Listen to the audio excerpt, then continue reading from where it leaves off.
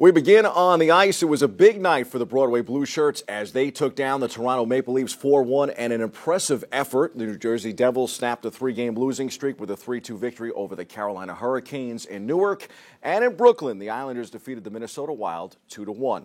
Scoreboard tonight looks like this. The Knicks are in Cleveland tonight. The Nets are in Toronto. And all of the NHL locals are off. Over to college basketball, the Fordham women's basketball team picked up a much-needed win over George Mason yesterday, 64-53. And finally, on the baseball diamond, the Yankees have reportedly extended an official offer to All-Star free agent Manny Machado, according to MLB.com. The contract is worth about $220 million over 7 years, supposedly similar to Machado's other offers from some big teams around the majors. Those are the headlines. We hit the C-list for a note on the Yanks as spring training looms.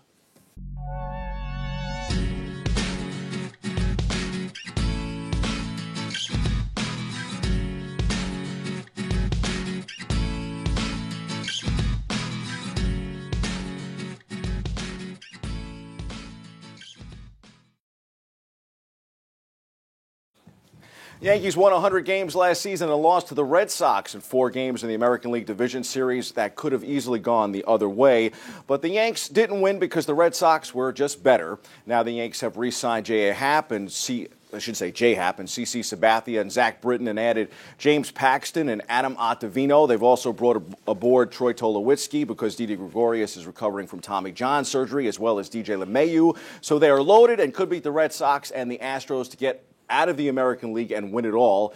But now it's time to strike and add perhaps another pitcher, maybe Dallas Keuchel or another reliever, Craig Kimbrell, or better yet, Manny Machado. With Machado and Bryce Harper still available, the question for the Yanks, as their pitchers and catchers are set to report to Tampa Bay, is this: how much is World Series championship number 28 worth to the franchise? New York has won only one title since 2000, and that was 10 years ago. Over the last 15 years, the Red Sox have won the World Series 4 times. This past week, Hal Steinbrenner, a very good guy whose management style is vastly different from his dad, said during the owners' meetings in Orlando that the Yanks aren't being cheap.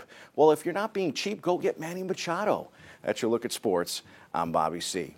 Bob, I didn't get a chance to talk to you, so I figured we could have a little banter before we close out the show today. But I missed you last Monday after the Super Bowl. I wanted to get your thoughts on really, I think, the worst Super Bowl I've ever seen, to be honest with you. Because it was a defensive Super Bowl. It was a defensive, first, yeah, definitely. Yeah, so everybody's like, oh, here we go, and nobody scored until pretty much till the end of the game. I was excited because Tom Brady gets a chance to win his 6th ring, but at the same time, I had said on our show that I thought the game was going to be low scoring, but then when I predicted it, but it was a lot more low scoring than I thought it was going to be. I don't think anybody thought it was going to be that kind of game. Yeah. But a lot of people that talked to me about the game said that pretty much the whole game was a dud. The halftime show really wasn't that well received. The low-scoring affair, and I think even the commercials. It felt like a lot of people were like, to the commercials. The commercials weren't even that good in the game. Yeah. So what did you do for the Super Bowl? Well, they showed some commercials from past Super Bowls. Yeah, some better ones. No doubt about it.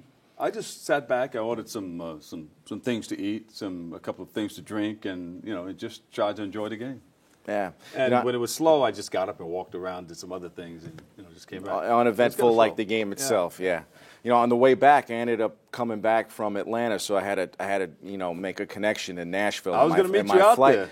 I know we were talking about it. My flight got messed up, so what ended up happening was I got stuck in Nashville for a night. So that was the reason why I missed the show last Monday. But worse things. I'm excited because we have a big sports week coming up on Friday's show. Going to get a chance to preview the Daytona 500. I'll be in Florida for the weekend for the Daytona 500, and wanted to give a shout out to our Bronx boy Kimball Walker, who will be in Charlotte, his hometown there, playing for the Hornets, and he'll be there for the NBA All-Star game. He's a starter for the game, and he's also going to be in the three-point shootout. So pretty exciting to see, a Bronx native doing some big things, a starter in the NBA All-Star game. And that's coming up this weekend. Also, the Black and Puerto Rican Caucus up in Albany. There's going to be some people are going to go that way with the legislators, and some people are going to go and check out the All-Star break. Hey, I know you missed out on coming to the Super Bowl with me, but I think you should get on a flight and go to Daytona because we got snow in the forecast tonight, snow in the forecast tomorrow.